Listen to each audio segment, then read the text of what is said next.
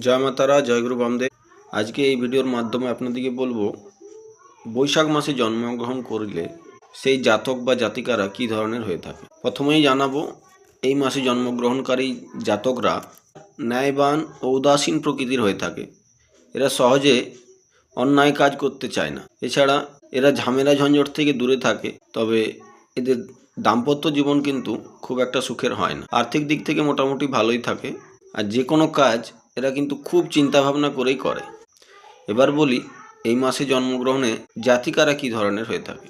এই মাসে জন্মগ্রহণ করা জাতিকারা সহজ সরল এবং সৎ প্রকৃতির হয়ে থাকে। সাধারণত এরা উচ্চ বংশে জন্মগ্রহণ করে, তবে এদেরও দাম্পত্য জীবনে খুব একটা ভালো হয় না। এদের বয়স 30 বছরের ঊর্ধ্বে হওয়ার পর এরা দাম্পত্য সুখ পেয়ে থাকে। শিল্প, সাহিত্য এবং সৌন্দর্য প্রিয় হয়ে থাকে এদের। তবে এরা প্রায়ই অন্যের দ্বারা প্রতারিত হয়ে থাকে। যদি আপনার বৈশাখ মাসে জন্ম হয়ে থাকে, অবশ্যই আপনার সাথে এই বিষয়গুলি মিলছে কিনা জানাবেন কমেন্ট করে।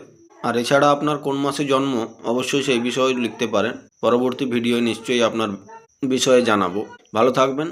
জয় মাতারা।